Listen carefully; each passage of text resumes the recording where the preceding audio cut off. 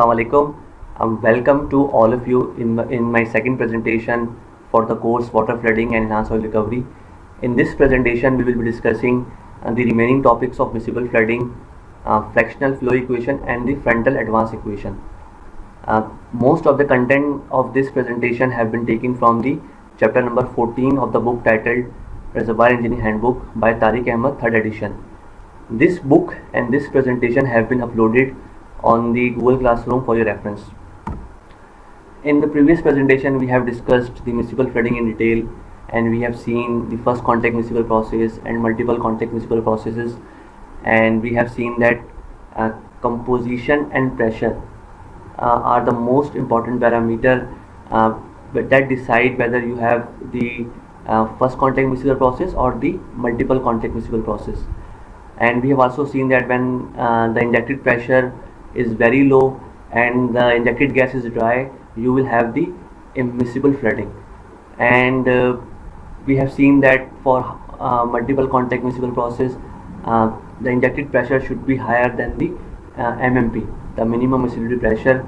And we have also seen that for condensing gas dry process, the composition of the injected gas should be higher than the MME, the minimum miscibility enrichment. And we have seen the concept of MMP and MME through the ternary diagrams.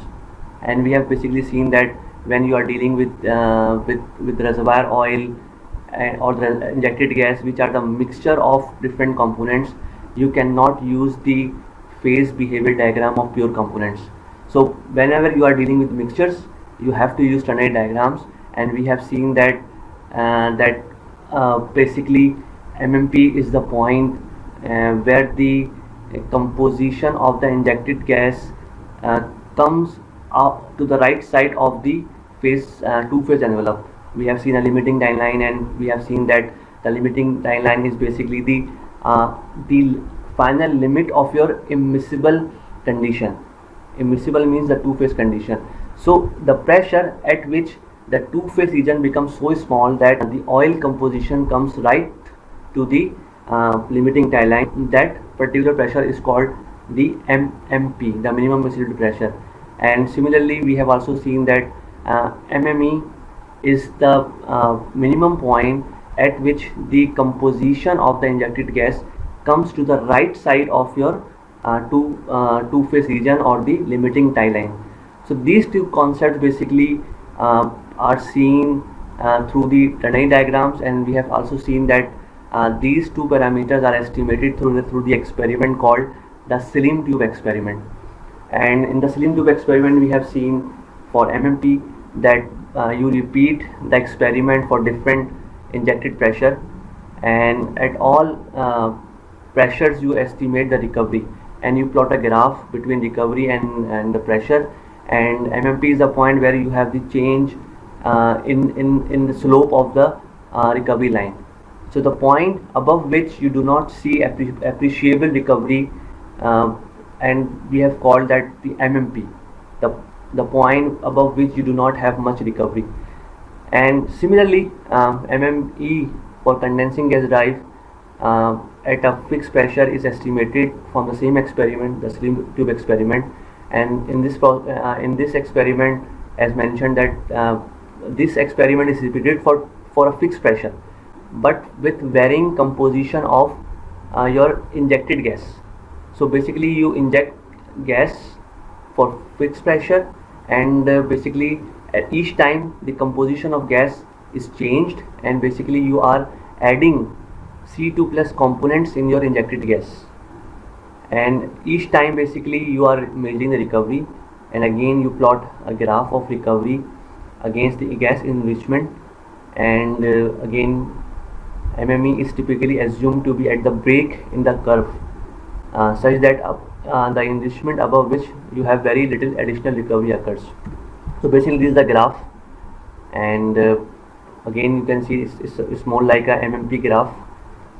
So on y-axis you have recovery, and on x-axis you have the enrichment of your injected gas, C2 plus content of your injected gas, and this process is repeated at a fixed pressure.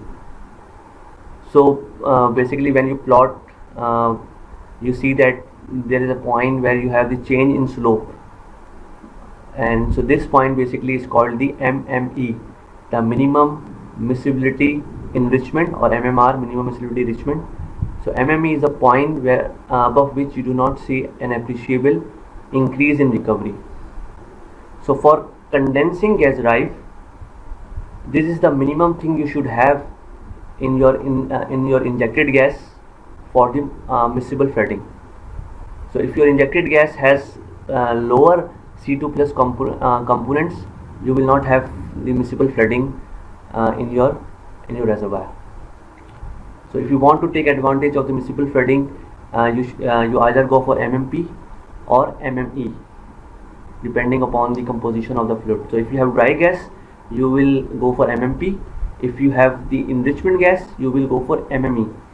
And if possible, obviously you will try to go to first contact miscible process, and first contact miscible process either occur at very high pressure or either occur at very high enrichment of gas. So if you can attain the first contact miscible process, it is the ideal case. But if you cannot apply such high pressure, or you cannot basically ensure such high enrichment of gas, you will basically try to develop miscible flooding through either high pressure in gas process or through the condensing gas drive process. Carbon dioxide miscible displacement process, and carbon dioxide has long been used in enhanced oil recovery processes. And when you use carbon dioxide instead of C1, basically there are various advantages of using carbon dioxide over methane. First of all, you can sell methane to your customers. Basically we know that methane has a market. It's a natural gas. It can be used domestically or in industry. So basically when you are not injecting methane, you can easily sell methane to your customer, and it can be used for energy purposes. So first advantage is the economics, and second advantage basically CO2 is a greenhouse gas. We know that when you are injecting carbon dioxide in the reservoir, basically you are cleaning your environment.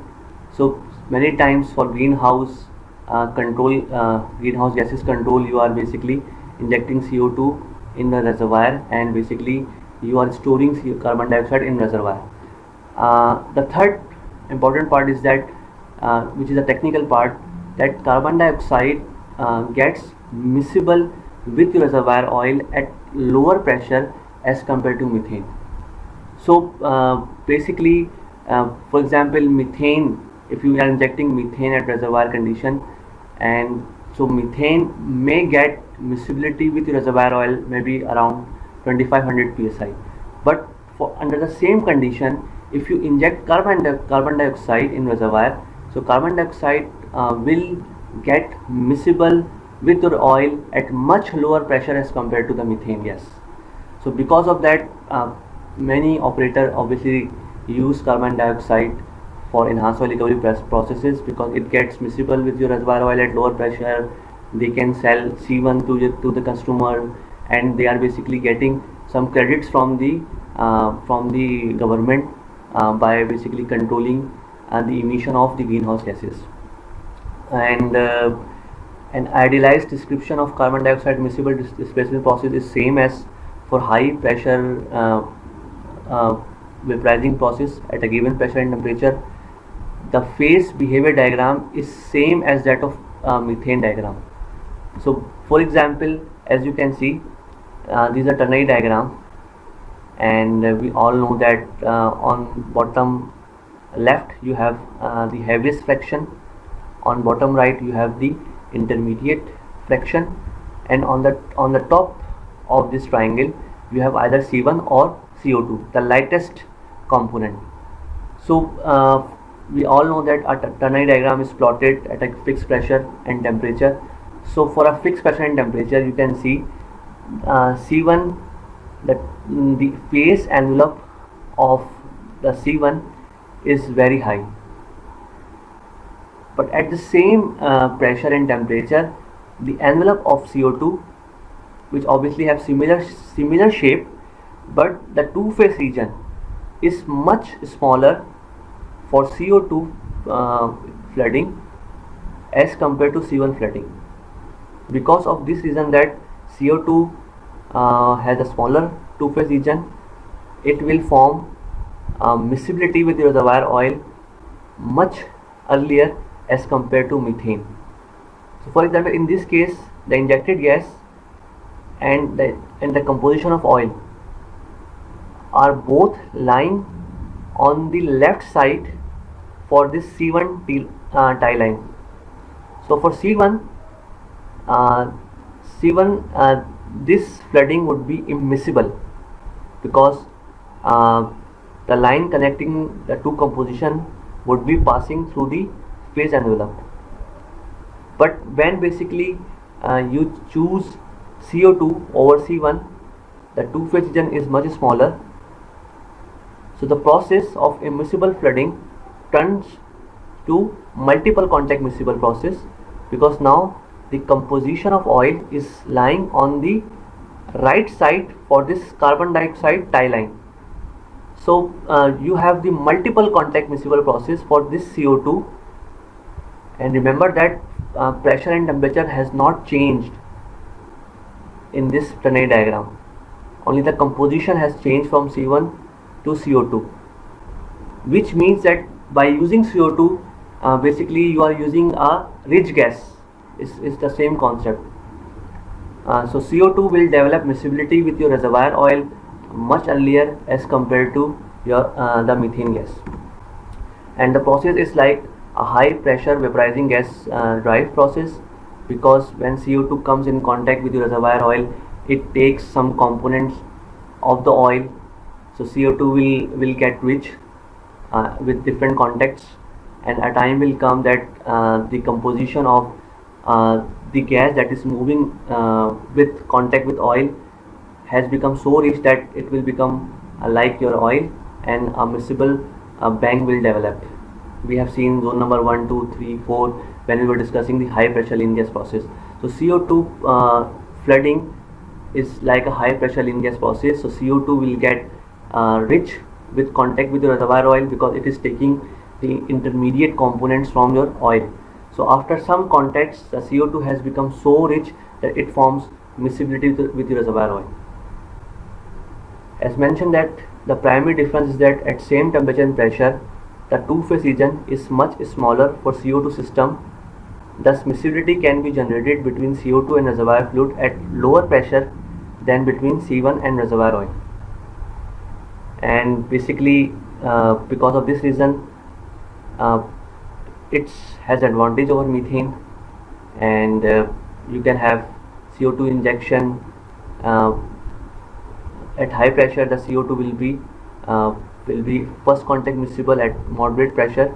It will have multiple contact miscible at very low pressure. It is immiscible. So basically carbon dioxide will be immiscible at low pressure. At moderate pressure it will be multiple contact miscible. At very high pressure, CO2 will have the first contact miscibility with the reservoir oil. But again, the pressure requirements for CO2 are much lower as compared to injecting methane in reservoir. So because of this reason, CO2 is widely used for enhanced oil recovery processes. It works same as that of methane, but it has relatively smaller two-phase region at same temperature and pressure, as CO2 gets miscible with oil earlier than oil. In the following ternary diagram, we can see that two-phase region in case of C1 injection for oil composition O, and the smaller two-phase region in case of CO2 injection for the same oil composition. In case of C1, we can see both oil and gas composition lie on the left hand side of the limiting tie line, so the injection will be immiscible. But for the same oil composition, if CO2 is injected, then we can see that due to small two-phase region, the oil comes on the right hand side of the limiting tie line, and the now process become vaporizing gas drive. So we have seen this ternary diagram. So if you cannot apply pressure, you have to choose some other fluids, and CO2 is a very good choice for injected gas because it is like a heavy gas. For example, if you cannot inject propane or butane, again because of the economical reason. Propane and butane has a market, so you do not want to inject propane and butane in reservoir. So instead of injecting propane or butane, if CO2 source is available and you can purchase CO2 from market, you will select CO2, and this CO2 will get miscible with your reservoir oil at much lower pressure as compared to your C1. Again in this diagram you can see that the immiscible process have turned into the multiple contact miscible process. Again, if you can apply pressure and you can use CO2 as injected fluid, this two-phase region will become further smaller, and the process will convert from multiple contact miscible to first contact miscible process. These are some screening criteria for using carbon dioxide in your reservoir for miscible EOR, and generally you select carbon dioxide when the API gravity is higher than 25 API, and we have seen that in high pressure lean gas process, which is called the vaporizing gas drive process, the reservoir oil should have some intermediate components, because in this process the intermediate components from the oil are coming to your injected gas.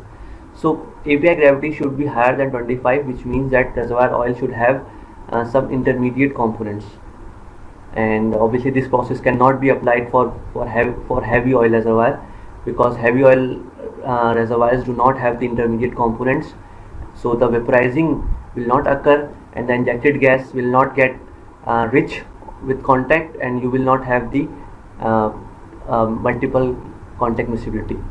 So first important thing is the composition of reservoir oil, that for this process reservoir oil should have sufficient intermediate components. Similarly, viscosity should not be very high, should be less than 10 centipoise, and viscosity, we have seen that if viscosity is too high, you will have the gravity segregation and bypassing, and you will not have the efficient displacement. So viscosity should be lower than 10 centipoise to reduce the effect of gravity and basically other bypassing phenomena which we have called the viscous fingering. Again, composition, it should have the percentage of the intermediate components, and the depth should be higher than 2500 feet, and the pressure should be higher than 1500 psi, because again it links to the fact that some pressure is required, and basically when you apply this process to some shallower depth, the formation may fracture. So in order to have basically flooding process, you need some pressure, and you can only apply pressure to deep formation, because if you apply pressure to shallower formation, that particular formation will get fracture. So because of the pressure limitations, you cannot apply these processes at shallower depth. Temperature should be low enough for miscibility. For a very high temperature reservoir, we can obviously see that with increase in temperature, the effect is like the effect of low pressure. So when you have high temperature, the miscibility will not develop between your injected fluid and your reservoir oil. You should not have very gas cap. Heterogeneity should be low, saturation should be very high, the oil saturation, the permeability of reservoir should be very high, and you can apply these processes for carbonate or sandstone. And obviously you require a large volume of carbon dioxide for this process. These are some challenges of using carbon dioxide, and obviously the first challenge is that you have chances of early breakthrough of carbon dioxide. Carbon dioxide, we know that has a low density and low viscosity as compared to your reservoir oil, so it bypasses your oil and reach to the producing well much earlier, and because of this low density and low viscosity, the displacement and volumetric efficiencies of some carbon dioxide flooding projects are very low, and obviously different methods are applied to enhance these efficiencies, but for CO2 many times you have the low efficiencies, and so carbon dioxide can also cause some corrosion problems in your producing well. So when you have decided that you are going to use carbon dioxide as an EOR agent, you have to use optimum material in your injection well and in your production well. So your packers and tubings should not be corroded by this carbon dioxide, and the well integrity should not be compromised.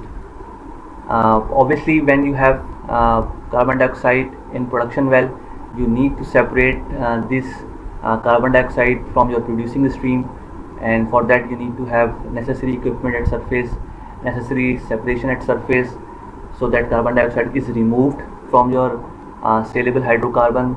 This carbon dioxide obviously need to be repressurized and resent to the injection well for re-injection.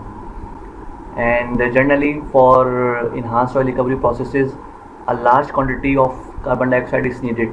So when you have decided that you are going to use carbon dioxide flooding for enhanced oil recovery, you need to make sure that there is a large source which can provide a consistent quantity of carbon dioxide for long period.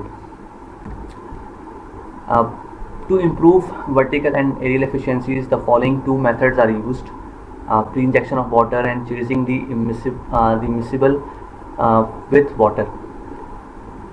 Basically, we have seen that because of low density and low viscosity of injected fluid, all of the pay zone basically is not contacted by the injected fluid. So because of that, you have lower displacement and volumetric efficiencies.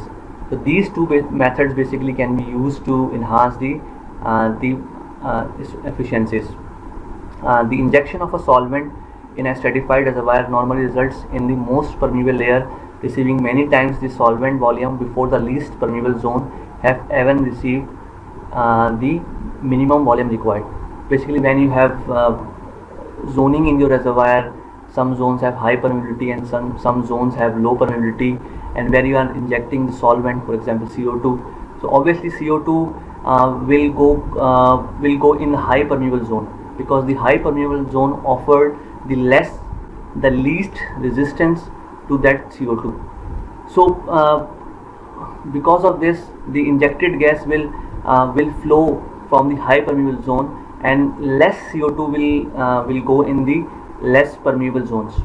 So in order to reduce this effect, and you want the even distribution, as a reservoir engineer, we are interested that CO2 will move evenly in all layers, because all layers contains the hydrocarbon. So you want CO2 to go in all layers and displace the oil. So you do not want your injected CO2 to go only in the high permeable zones. So to make the even distribution of your injected solvent, you basically pre-inject water. Before injecting solvent, you basically inject some water for some time. Obviously this injected water basically you are injecting through injection well and will fill the space around the injection well. So basically you have used the water flooding for some time, and the water has displaced some oil around the injection well, and the near injection well bore you have water now. So by doing this, you reduce the effective permeability contrast, and it has been noticed that by this strategy, the overall miscible displacement efficiency is improved. And now when you inject basically solvent, the solvent will move evenly in this stratified reservoir. So during the pre-injection of water, the most permeable zones take more water than the least permeable zone, and injectivity to solvents in most permeable zone suffer a great reduction than that in zone of lower permeability. And now you have more even distribution of solvent. So pre-injection of water basically is done, and by injecting the water, you are basically reducing the effective permeability contrast. And by pre-injection, and basically now solvent is interacting with your water, not with the oil, because the water has displaced oil to some limit, and now this solvent is basically is in contact with your water. And this is basically the graph basically that shows uh, the recovery increased with the initial slug of water. So in this graph, basically on y-axis you have the percentage of the reservoir miscibility swept. On x-axis you have the size of solvent slug in percentage of hydrocarbon pore volume. So when you have the you only have the solvent injection, which means that no initial slug of water is injected. The graph is shown over here. And for a given size of solvent, when you have injected the initial slug of water, you can see the miscibility swept has increased. So by pre-injection of water, more and more solvent basically are driving your oil from the reservoir, which means you have now the even distribution of solvent in the reservoir. The other method of enhancing the volumetric efficiency is to use water to drive the miscible slug.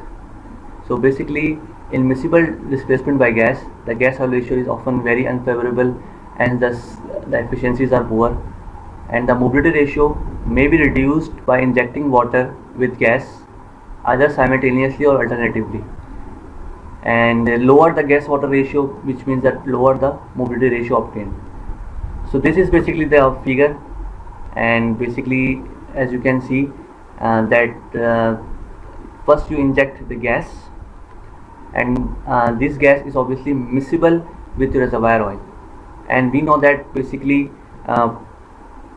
you have a mobility density difference and the viscosity difference between this gas and your reservoir oil. So the gas has chances that it bypasses your oil. So you basically drive this miscible slug with the water, and basically you inject water, and water is injected to control the mobility ratio. So after injecting some water, you again inject some gas, and then you inject some water, and then you inject gas. This is called the water alternating gas process, and this is a most effective technique to control the mobility of your miscible slug process. So for example, when you have the injected gas which is carbon dioxide, and as you can see that this carbon dioxide has low density, so it will bypasses your oil and will not come in contact with the bottom of your with your reservoir oil. This is called the gravity segregation, and because of this gravity segregation the efficiencies are lower. So basically you remove this problem by water alternating gas process, and now the sweep efficiencies have increased. So gas will move to the top, but water will move to the bottom, and obviously this water will take some of the gas with itself, and this water basically will come in contact with the bottom of the oil. This gas will come in contact with the top of the oil. So by using the water alternating gas process, you basically enhance the efficiency of your project. So either pre-injection of water or the miscible displacement slug driven by water. So these are the two methods you can use to enhance the efficiency of your injected solvent. And this is another figure which basically shows that mobility ratio, and mobility ratio basically is the ratio of mobility of displacing fluid divided by the mobility of the displaced fluid, and this ratio is very important to enhance the aerial and vertical efficiencies. So on this figure you can see that on y-axis you have the aerial sweep efficiencies, on x-axis you have the movable pore volume injected, and these three lines for different mobility ratio. And as you can see that when you have lower mobility ratio, so when you have the lower mobility ratio, your efficiencies are very high. So when mobility ratio is around 1, you have the maximum recovery in this case, and when you have a very high mobility ratio, the efficiency in this graph is very low. So you do not want your displacing fluid, you do not want your gas or water to bypass your oil, and in ideal case you want your displacing fluid always behind your oil.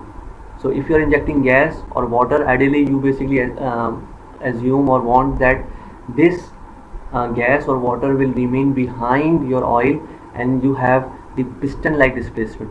So m is equal to 1 when both the mobilities of your displacing and displaced fluid are equal.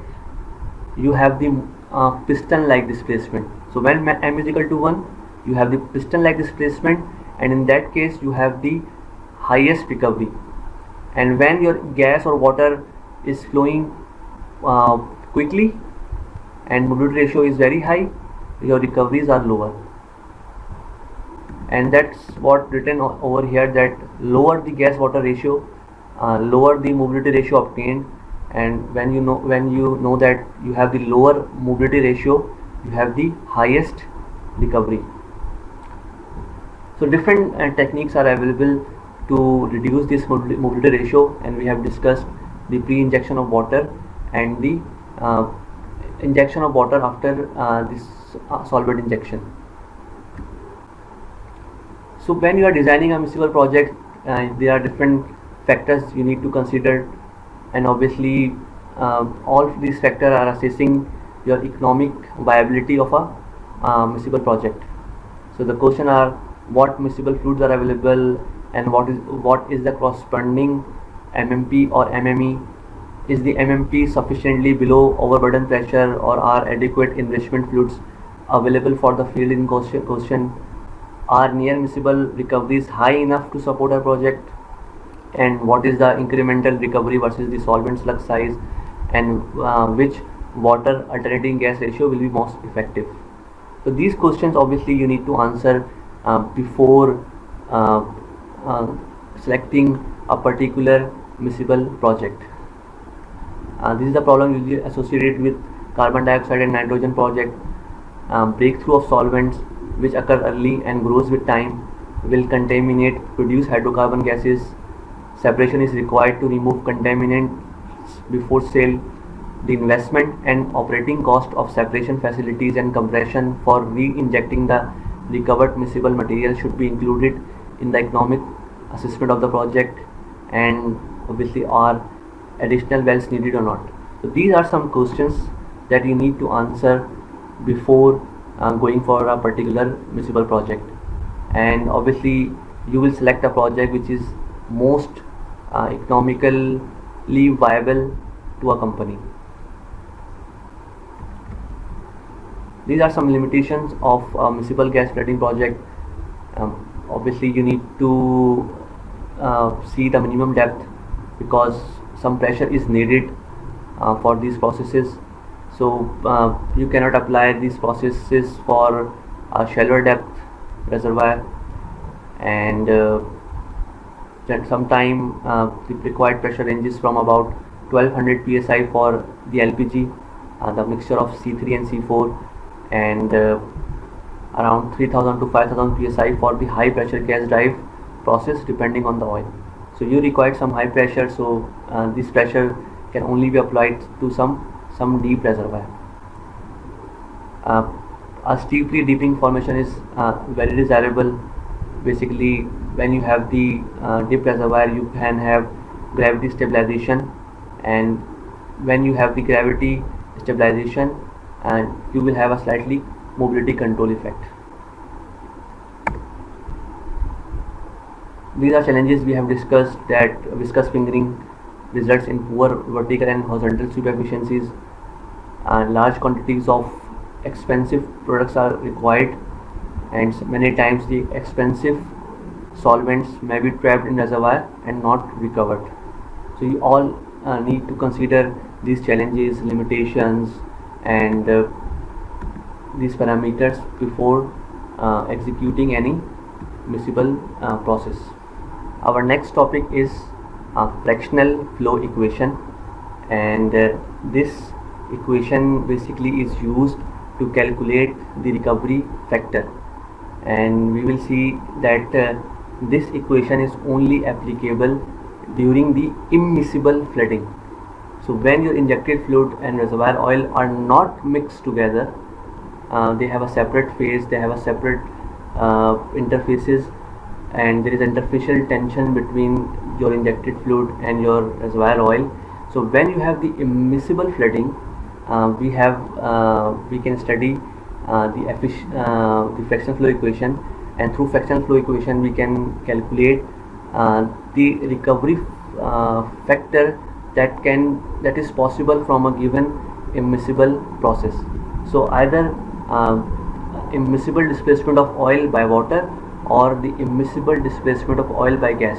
So the immiscible displacement can be studied through this fractional flow equation, and for two immiscible fluids, oil and water, the fractional flow of water FW is defined as the water flow rate divided by the total flow rate. Mathematically, FW is equal to QW, which is the flow rate of water divided by the total flow rate, and it is equal to QW divided by QW plus Q naught. So the fractional flow of water F is denoted through FW. Similarly, fractional flow of gas will be denoted through Fg. So when you have the immiscible gas flooding, you will be studying Fg, and Fg will be equal to Qg divided by Qt, and Q equal to Qg divided by Qg plus Q naught. So Fw is the fraction of water in the flowing stream, and we are talking about in reservoir condition. So fractional flow, basically we are measuring or estimating at reservoir condition. We are not measuring it at surface or at the sand phase. This is in the reservoir when you are displacing oil by water or gas. So fractional flow concept arises in reservoir. That is why the unit you can see is in the barrel. It is not in the stock tank barrel. So Qt is the total flow rate, which is the sum of the injected fluid plus the oil flow rate, and the unit is barrel per day. And QW is the water flow rate barrel per day in reservoir. Q naught is the oil flow rate which is in the barrel per day in reservoir. So the concept of fractional flow arises in reservoir. So we need to drive the equation first, that how do we estimate FW. For that, consider this figure. This is the dip reservoir, and in this dip reservoir you can see that you have injection well and you have production well. You are injecting water from this injection well and producing obviously initially oil, but after some time both oil plus water from this production well. So water will be injected through injection well. It will displace oil from the reservoir, and it will move from injection well towards the production well. At some point in reservoir, both oil and water will be flowing, and once you have the water breakthrough, the water will be flowing from injection well towards the production well. From production well, initially you will have the oil production, but after some time when water breakthrough occurs, you will have both water and oil production from the production well. The thickness of the reservoir is represented through H. H is the thickness of the reservoir. Alpha is the dip angle, and obviously alpha for horizontal reservoir where you do not have any dip, the angle is 0, and this number will change from horizontal to vertical. So from 0 to 90 degree you can have all possibilities. So dip can be 10 degree, 20 degree, 30 degree, 40 degree. So when you have 0 degree you have horizontal reservoir, and when you have 45 degree, so which means that you have a tilted reservoir whose dip is 45 degree. So for near vertical reservoir, which is an ideal case, you will have 90 degree dip angle. And when you have water and oil flowing in reservoir, they can be represented through the Darcy equation. So the water production and oil production both are represented through Darcy's equation, and you can see this is the effect of gravity. So density of water G sin alpha, this is the effect of gravity on the production rate. So this is the first terminology we all have been studying in basic reservoir engineering course, and this is the second terminology, which is the production due to the gravity. So gravity, we know that either assist your production or basically resist your production. So basically the effect of gravity is also included in Darcy equation. So this is the Darcy equation which has both the delta P effect, a difference of pressure, and the effect of gravity on production rate. So you rearrange the above equation, so you will come to this equation, and subtracting the last two equation will give you this. The first terminology is water minus the oil, so you will come to this equation, and in this equation this term basically is the definition of the capillary pressure. We all know that capillary pressure is the difference between the non-wetting minus the wetting pressure. So P0 minus PW is the capillary pressure. So when you replace these two with the capillary pressure, this equation become this, where the P0 minus PW have been changed to PC, the capillary pressure. And again we know that density of water minus density of oil will be the density difference between the two fluids, which is represented through this delta rho. And we all know that FW was equal to QW upon QT. So QW will be FW QT from this basic definition of FW, fractional flow of water. So QW, the production of water, will be equal to FW into QT. Similarly, Q0 will be 1 minus FW into QT. Since we know that FW plus F0 will be equal to 1, so F0 will be 1 minus FW. So production of water can be estimated when you know the fractional flow of water. So you multiply the total production with fractional flow of water to get the production rate of water. Similarly, production rate of oil can be calculated by multiplying the fractional flow of oil into the total production, and the fractional flow of oil F0 is equal to 1 minus FW, because sum of F0 plus Fg plus Fw will be equal to 1. Since in this case we will have only two fluids, oil and water, so F0 plus Fw will be equal to 1 and F0 will be equal to 1 minus Fw. So you place Q0 and QW value in this last equation, and rearranging this equation will give you this Fw.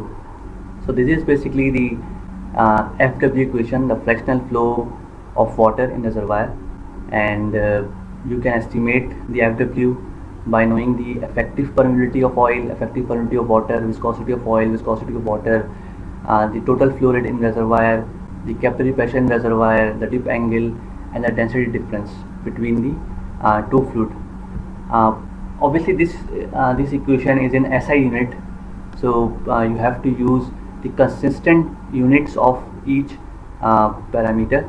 So for example, for area, if you are using a meter square, you have to use permeability in meter square also.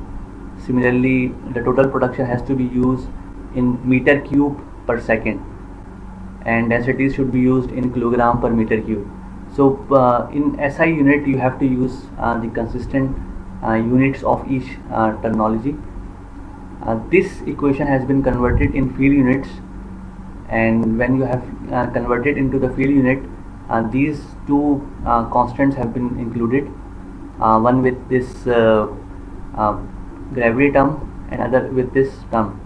And when you have converted all units into the field unit, now we have Fw in barrel per barrel. We can use effective permeabilities in millidarcies. The density difference has to be used in gram per centimeter cube, and Qt, the total flow rate, should be used in barrel per day. The viscosities should be used in centipoise, and area should be used in feet square. So depending upon the available units, you can either use the first equation or the second equation. But since we are reported, for example, permeability is always reported in millidarcy, so it is always convenient to use the second equation, where the unit has been changed into the field units. And basically, when you have a simplest case, when you have no dip in reservoir, you have the horizontal flow with negligible capillary pressure, the last equation reduces to the simplest form, which is this one: Fw is equal to 1 divided by 1 plus Kr naught upon viscosity of oil multiplied by viscosity of water divided by Krw, the relative permeabilities of oil and water. So when capillary pressure is 0, this becomes 0. When you have no dipping, sign 0 will be 0. So this whole term becomes 0. So this term that is multiplying with this term will also become 0. So the equation reduces to 1 divided by 1 plus k naught upon kW, viscosity of water and viscosity of oil. And since we know that effective permeability of oil is equal to k into kr naught, the absolute permeability into relative permeabilities. So when you convert k naught into krw, similarly kw, effective permeability of water, which is equal to k into krw. So k will be cancelled out. So remaining term will be kr naught upon krw. So basically by doing this, this is the simplest equation to estimate the fractional flow of water in reservoir, and this equation is valid for horizontal reservoir where you have the negligible capillary pressure. Why we have converted the effective permeabilities into relative permeabilities? Because we know that relative permeabilities are available for reservoirs, and it is always used. It is always easy to use relative permeabilities. This is the typical shape of FW, the fractional flow of water, and you can see that FW is plotted against saturation, water saturation. So if you are using FW, you will plot against SW, and when you are calculating FG, so FG will be plotted against SG, the gas saturation. If you come to this simplest equation, you will find that there is no saturation term in this equation. You have relative permeabilities and viscosities. You do not have any saturation term, but we know that in relative permeability curves you have saturations. So these relative permeabilities are plotted against the saturations. So automatically in this equation, in this FW equation, you have saturations inbuilt. So the process is simple. You assume some saturations. For example, SW is equal to 0.3. So you assume some saturations 0.3, 0.4, 0.5, 0.6, 0.7, 0.8. So in all assumed saturations, you will weight relative permeabilities from this relative permeability graph. So against saturation, you read relative permeabilities, and you will calculate FW against all relative permeabilities. So that's how you basically measure FW against the water saturations. For a particular displacement process, obviously the viscosities are constant.